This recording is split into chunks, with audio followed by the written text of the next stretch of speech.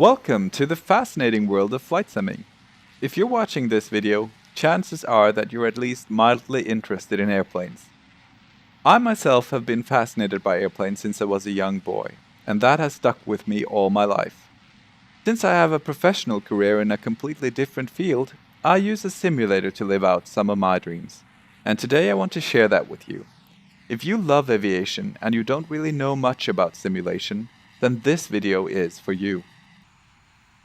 There are several flight simulators out there. The most well-known ones are Microsoft Flight Simulator 10, also known as FSX, X-Plane 10, and Prepared. I've been using FSX for many years up until recently when I changed to Prepared from Lockheed Martin. As far as I know, you can't really go wrong with any of these three, but in this video I will be showcasing Prepared. Let me give you a short introduction of how I and many others use the flight simulator. Here you see me fly the Concorde X from FS Labs, which does not come with the stock flight sim, but must be bought separately. In many ways, the flight simulator itself is like an operating system. You can't really do much of anything without an operating system. But the OS is not a goal in itself. It is a means to run the programs and games that you are interested in. Likewise, the simulator does come with stock aircrafts and airports.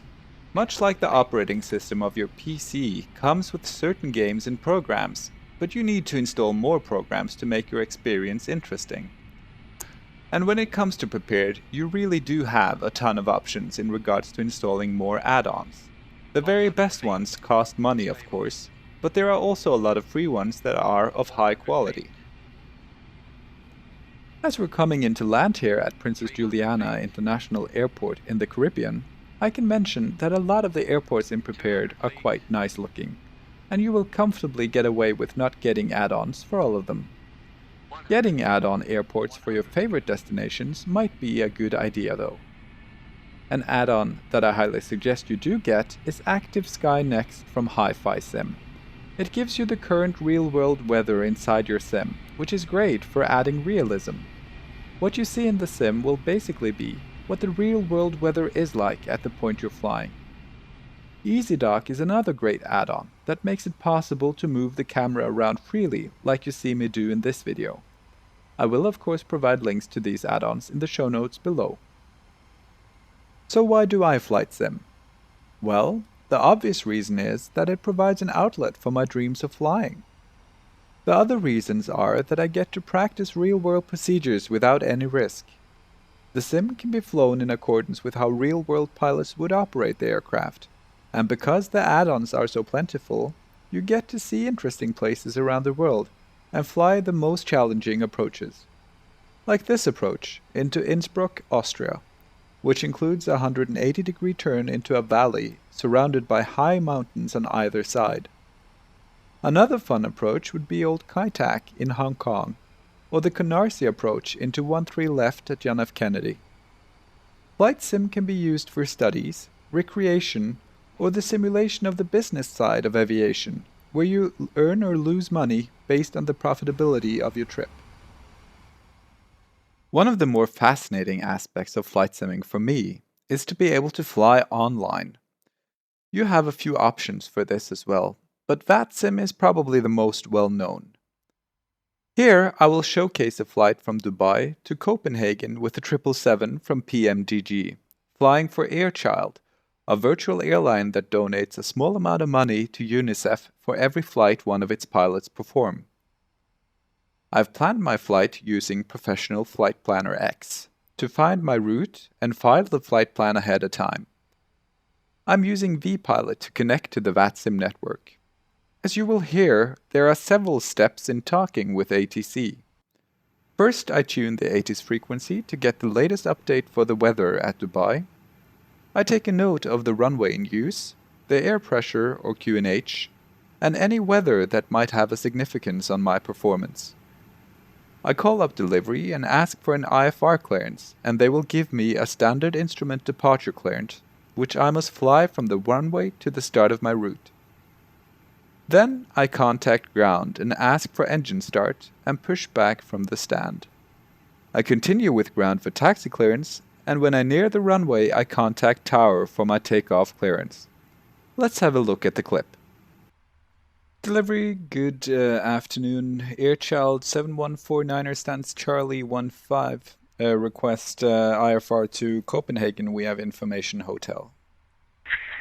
Airchild 7419, roger, equate to Copenhagen. It's a Delta 1 Foxtrot departure. Initial climb to altitude 4,000 feet, squawk 0547. Cleared to Copenhagen, Kastrup Airport via the Dovmo 1 Foxtrot departure, runway 30 right, initially climb 4000, squawking 0547, Airchild 7149er.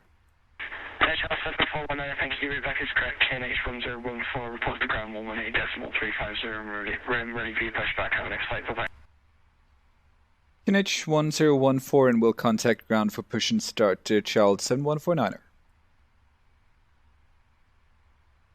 Ground, good afternoon, Airchild 7149er, heavy, stand Charlie 15, request push and start. Airchild 149er, push and start approved, base, east. Push and start approved, face to east, Airchild 7149er.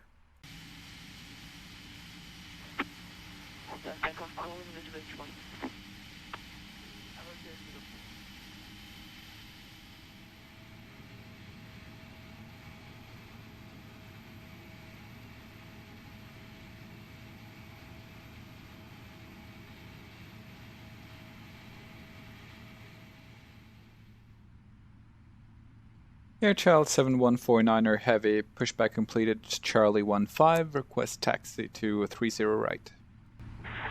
Airchild 149, taxi to holding point Mike 13 via the taxiways Juliet 1, Lima 3 and Mike. Taxi to holding point Mike 13, runway 30 right via Juliet 1, Lima 3 and Mike, Airchild 7149er.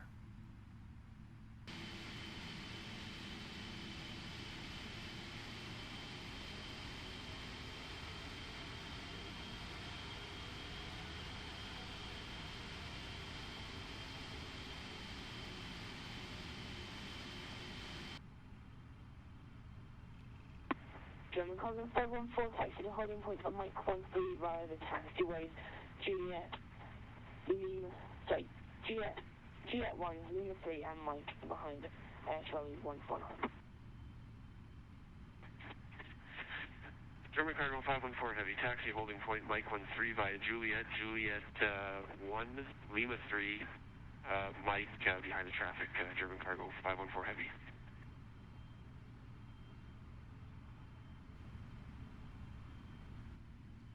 Tower, good afternoon, Airchild 7149er, Mike 13, ready to go. Airchild 7149, Defense Tower, hello, via Mike 13, runway 30 right, course takeoff from 06 degrees at 5 knots. Via Mike 13, clear for takeoff, runway 30 right, Airchild 7149er.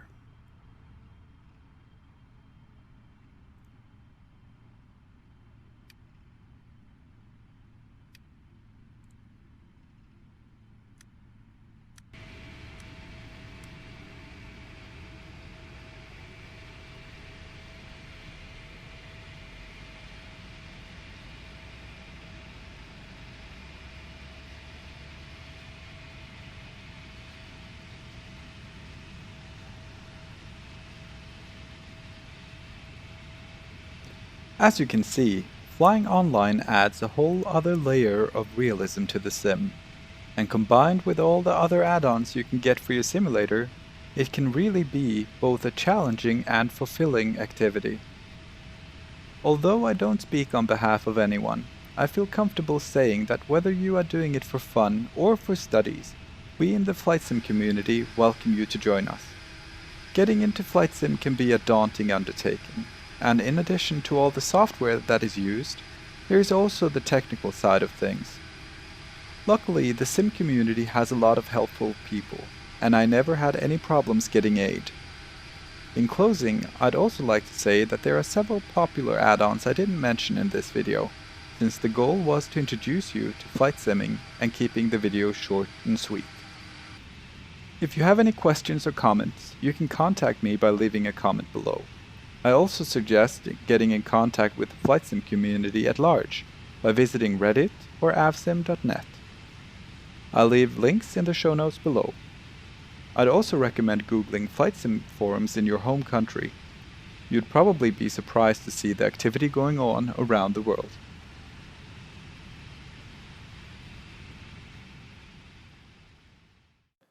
If you liked this video, please like and subscribe. See you next time!